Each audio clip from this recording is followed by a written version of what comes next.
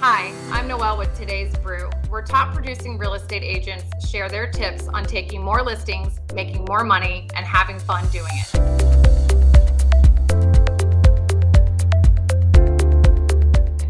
On today's episode, we welcome Austin Hellickson from Seattle, Washington. Austin, how are you? Doing great and excited to be here. Thank you, Noelle. Thank you for coming on. It is 6:30 in the morning over there. What I really want to get started talking about first off is your schedule and how important it is to you on a daily basis. Because like I said earlier, it's 6:30 a.m. in Seattle Yes. and you are doing an interview with us. So this must mean that you are very focused and schedule is an important part of your business and its success. Yeah, I feel like I don't like to overcomplicate things because then it just throws everything else out of whack. So I like to start off my day here in the office at 6:30. No matter what, I'm in the office at 6:30. We have our team huddle at 7:30. So between those two times, I'm just kind of working on building on our business, doing the automations, et cetera, on our back end stuff. 7:30 to 8 a.m. is our huddle. 8 a.m. to noon, I'm doing my prospecting time. So I first start off with expireds through Espresso Agent. Then I go into follow-ups, new leads from the day before and over the night. And that usually takes me till about noon. Noon till about 8, 9 o'clock at night is when I wrap up my day. And then I just rinse and repeat the next day.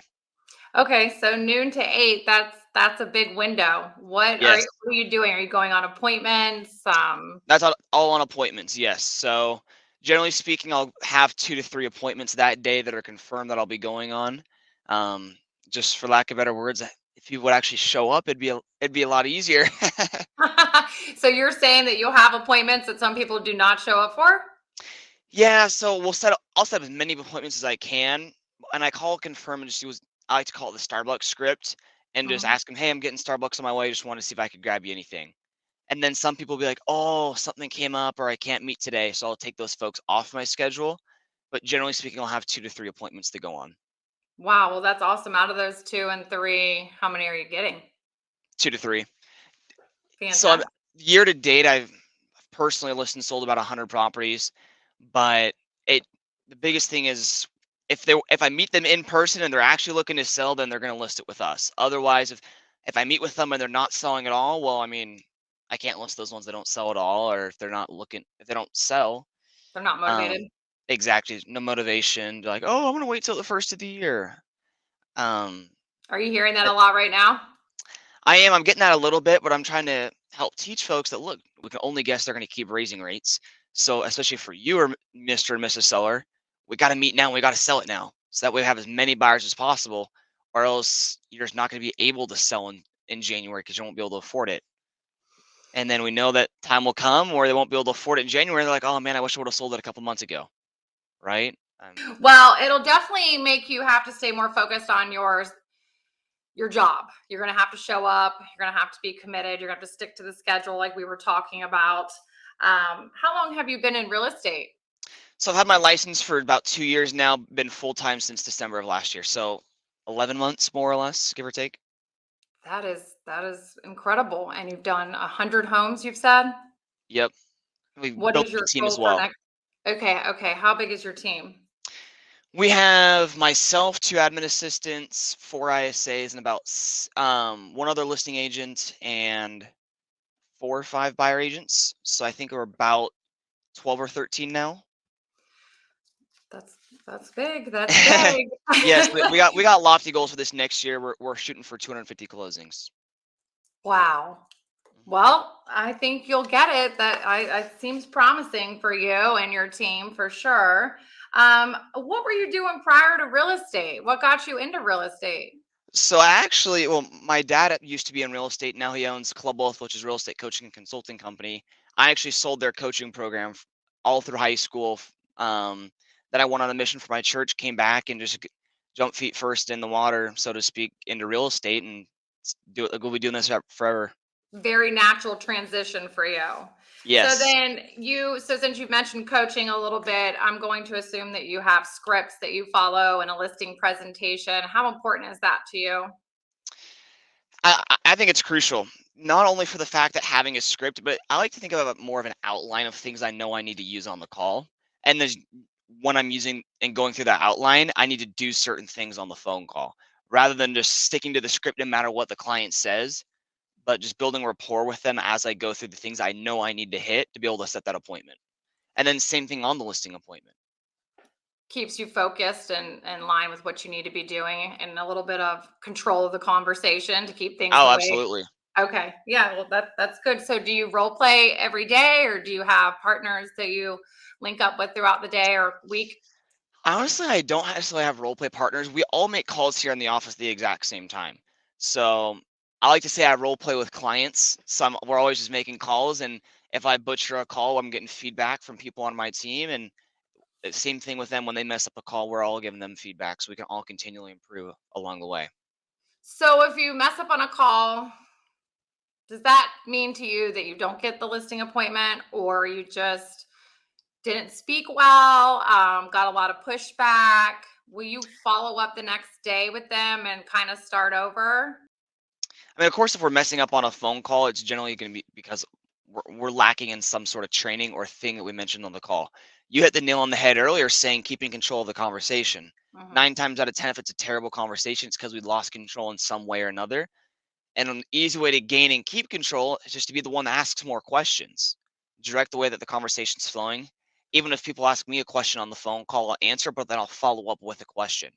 So that way I can continually, like you said, keep the flow of the conversation and keep control of where it's going. And get more information to be able to, like you said, relate to Exactly. them and hopefully get in front of them. Hmm. How do you keep a positive mindset though? Like after you have butchered a call, as you said, how do you bounce back from that and not let it ruin your day? One yes for 52 no's is always the saying, or 50 no's that we just got to keep pounding the phones and someone will say yes eventually. And we just got to continually have that practice that we can role play as much as we want, but until we actually start dialing and talking to real people, we're not going to get real objections in their own lives. I'm just thinking of a call I had yesterday. I immediately called her up. She was looking to sell her house, and she was just very reluctant. I thought she was just going to hang up on me. Hmm. And then, like you said, just keeping the flow of the conversation normal and natural. I was able to set an appointment here for this next week.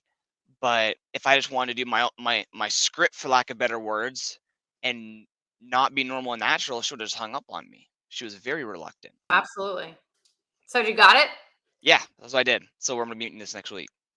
Oh, perfect. That's great. Yes. Congratulations. Thank you. So all right, so talking about prospecting a little bit more, you said 8 to 4 or 8 to 12. So that is 4 hours. That's a lot of time. How many contacts are you trying to hit that day and how many calls does it make you to take for you to get there? Biggest thing for me is the setting the appointments in terms of number of appointments set. So generally speaking, I'll make about 300 calls a day. So actually 8 to noon's when I'm in the office making calls, and then when I'm on a point where in between appointments, I'll be making more calls on my phone. Just make sure I hit that number I'm meeting to. Generally speaking, I'll be between one out of every three contacts or one out of every four contacts will be an appointment set. Those are some really good numbers. I mean, Yes. that's some inspiration right there for newer agents just getting in the business. I mean, for you doing so well on a team or without a team, but just showing up every single day and getting these appointments, that's definitely inspiring to hear for other agents because, like you said, with COVID just having happened in the last 2 years, you didn't really have to do your homework and do your work. It was just turn and burn. Nor do we Um, have the habits. Nobody wanted to come in the exactly. office. Excuse me. Now we're getting back into the swing of things, especially the market's changing now. We're probably going to be losing a lot of agents industry wide. It was 87% of agents don't renew their license after 2 years, is the general statistic. And how many is that going to be now after the market's changing? I'd be very interested and curious to see that statistic. Yeah, probably higher. Yeah. The turnover rate will probably be higher. You definitely have to be more diligent and remember to run your business as a business Oh, and absolutely. show up every single day, which is what you're doing. So, um, if you had a piece of advice for newer agents, a general rule that you for them, one thing like don't miss out on, what would it be? Don't try and reinvent the wheel. that's the biggest thing and the first thing that came to mind, that do the things that have been proven to work and just do those consistently over a long period of time. For example, expired calls. Nobody is dying to call expireds, or maybe there's some people that love calling expireds, but if you do it, you're gonna seek success, Mm-hmm. right? I love Espresso Agent for my expired calls. That's what we use, and I can upload those right into our CRM from Espresso Agent. It makes things very simple. Just getting back to the basics, keeping things simple, getting a coach, finding someone who actually does more than you do and has been through this before to guide you in the process. Just as you get back to those basics and not try and reinvent the wheel, you'll be able to see that success in your business. It's good advice. It's great advice. Would you say expireds are your least favorite, or do you like them? I'm not as diligent as I should be about calling them, but they're great in golden leads to call. That I mean, I think yesterday so. alone, here in Washington, I think we had 227 expired listings on the market just yesterday alone. Wow. That Right, hasn't been happening for a while. right. So we called through all of those, and I think we set 5 appointments off of those yesterday as a team. That's awesome. So Congratulations. yes, thank you. I think expireds are golden. I mean, they needed to sell their home, and you are going to deal with people that could be angry on the other end. But like you said, if you maybe don't just stick to the script and can have a little empathy with what they went through, then maybe they'll relate to you and you can get in front of their face. Oh, absolutely. I would agree with that. What about for sale by owners? How do you feel about them? How do you do you I find them like them. complicated?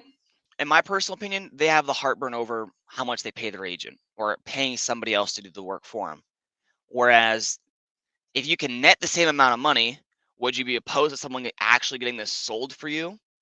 I spoke with somebody here the other day. He's like, yeah, one of my neighbors tried to do it for sale by owner, and he tried to sell it for 2 years. And it right? Yeah, that's not working.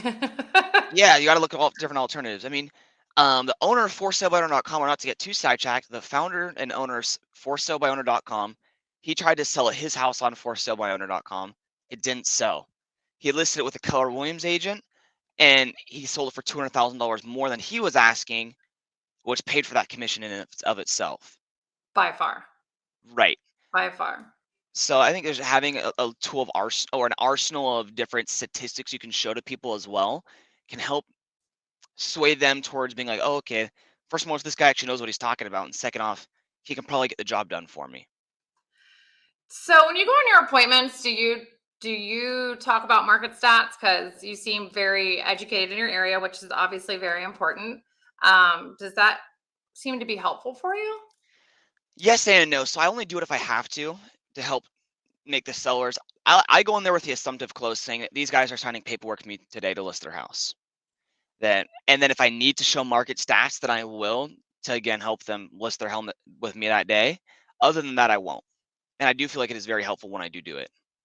Yeah, like you're there a little reluctant, like you said, a little hesitant to maybe use an agent. So then seeing the stats just helps close the deal a little bit. Hmm.